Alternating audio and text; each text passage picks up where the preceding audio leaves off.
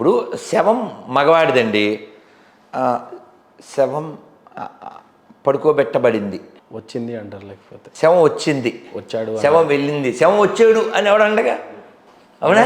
భలే చెప్పారే స్వామి. అవునా? పాయింటే కదా. అవును, ఏసీ కూడా ఖరాబ్ అయితే ఏసీ ఖరాబ్ అయింది అయింది. మీరు గమనించండి, సర్వం తిరిగి బా చాలా బాగా చెప్పారు. జగత్తు ప్రకృతి కదా. ఇదంతా నా మాటలు, భగవద్గీత చెప్తుంది.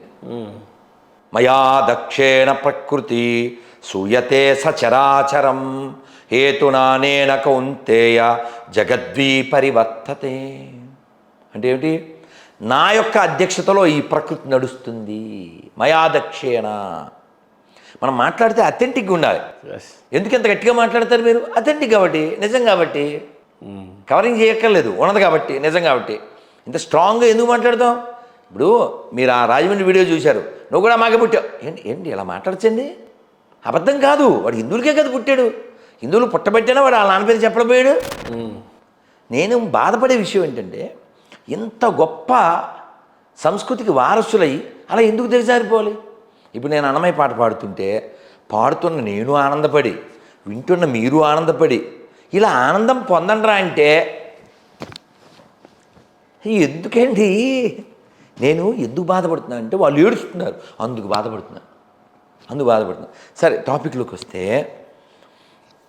కృష్ణ భగవానుడు అని పిలుస్తాం, రామచంద్రుడు అంటాం. రాముడు దేవుడైనా సరే కృష్ణ భగవానుడు అంటాం, కృష్ణ వందే జగద్గురు అంటాం. అంటే రాముడు ఓ కింగ్, రాముడు ఒక అన్నయ్య, రాముడు ఓ భర్త, రాముడు ఓ నాన్న, రాముడు ఓ మంచి మిత్రుడు.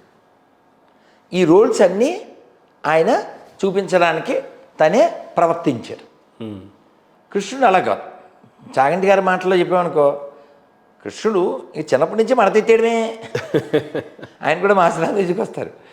మీరు గమనించండి, 1 month బేబీ అండి. రాముడు 12 ఏళ్ళు వచ్చినప్పుడు అడవికి వెళ్ళి ఆ బాణం వేయనండి, వద్దండి, లేడీస్ కదండి అన్నాడు. ఎవరి మీద? ఆవిడ పేరేంటండి? తాటకి వస్తుంది కదండి. ఈయన ఫస్ట్ బాణం ఎవరి మీద? తాటకి మీద. అది లేడీస్ కదా. గురుగారండి లేడీస్ మీద అంటే, రామచంద్ర దాని రూపం చూడకు, దాని ప్రవర్తన చూడు, తప్పదు అని మీ నాన్నగారు ఏం చెప్పారు నీతో? ఏం చెప్పారు నాతో పంపించేప్పుడు? గాదినందనుడు అంటే విశ్వామిత్రుడు పదము కదిపిన నువ్వు కదుపు అని చెప్పింది చెయ్యి అని చెప్పారు.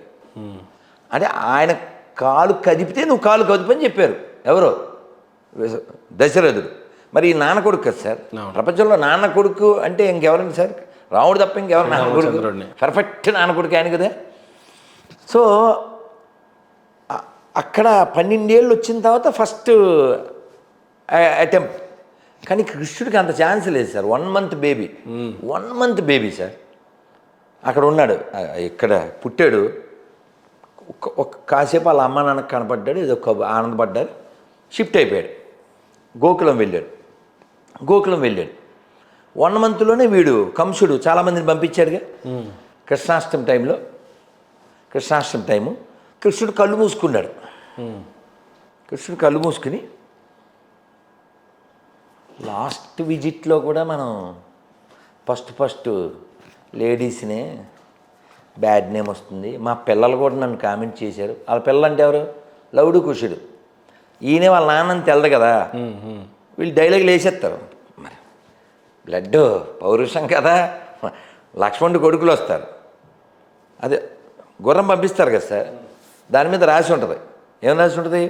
కులీనుడైన క్షత్రియుడు ఎవడైనా ఈ గుర్రాన్ని నిలువరించండి అంటే, వీళ్ళు మరి బ్లడ్ ఎవరిది? అయింది కదా, పౌరుషం కదా, దాన్ని కట్టేశారు లవకుశులు.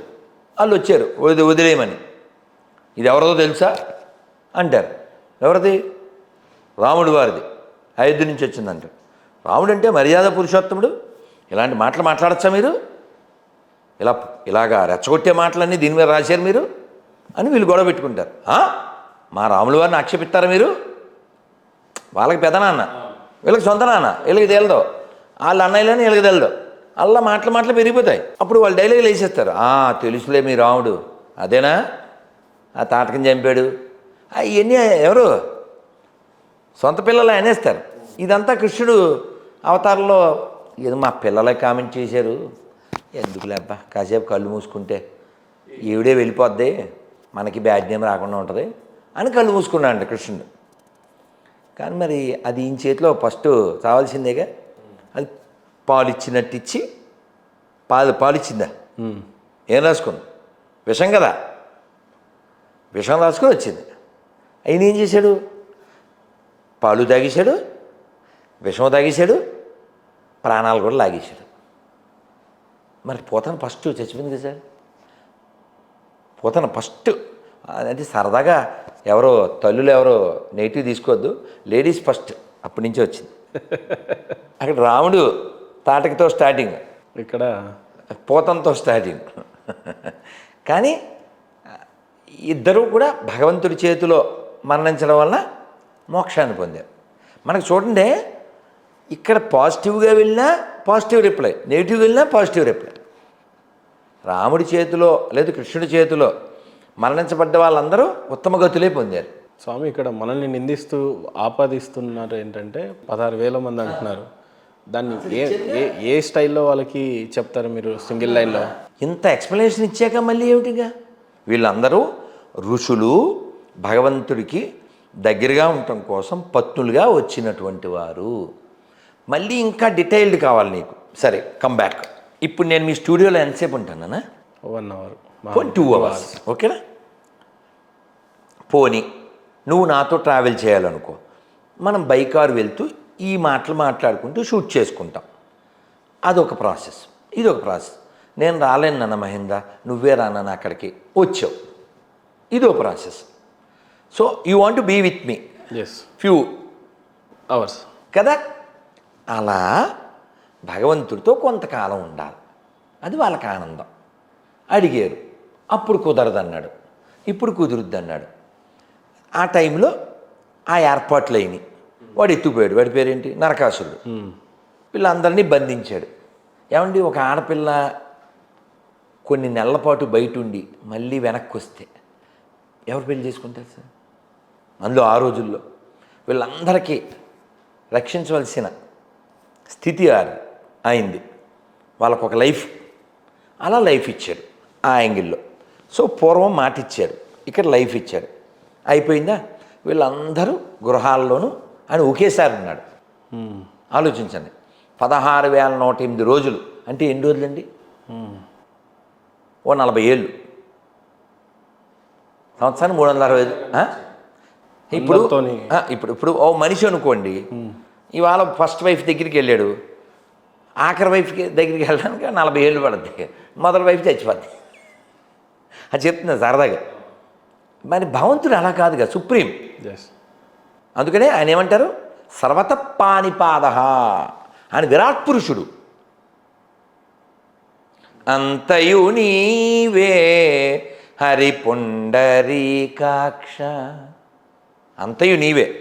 అన్నమే చూడండి ఎంత సూపర్ అంటే, అసలు అన్నం తినే ప్రతి కూడా అన్నమే కీర్తన నేర్చుకోవాలి సార్. ఇది నాకు హక్కుంటే శాసనం చేస్తా. అన్నమే ఎంత అర్థంగా చెప్తారు చూడండి. అంతయు నీవే హరిపుండరీకాక్ష, చెంత నాకు నీవే శ్రీ రఘురామ. అంతయు నీవే, చెంత నాకు నీవే. అలా భగవంతుడు అందరి దగ్గర ఉన్నాడు ఒకేసారి. అది ఆయన సుప్రమసీ. సరే, ఇప్పుడు ఈ 16,108 మంది భార్యలు వాళ్ళందరితో ఆయన సరదాగా, లేదా సంసార జీవితం, లేదా హోమం, యజ్ఞం, పూజ ఈజ్ గోయింగ్ ఆన్. నారదుడు వాళ్ళ ఇళ్ళకి వెళ్ళాడు, చూశాడు, విట్నెస్ అన్నమాట. నీకు పెళ్ళి అయిన తర్వాత వాడు బంధించాడు, ఈయన పెళ్లి చేసుకున్నాడు, వీళ్ళందరికీ ఇల్లు కట్టించాడు, ప్యాలెస్. నారదుడు వెళ్ళి చూశాడు, పలకరించాడు, ఆ ఇంట్లో ఉన్నాడు, ఇంట్లోనే అందరి ఇళ్ళలో ఒకేసారి ఉన్నాడు.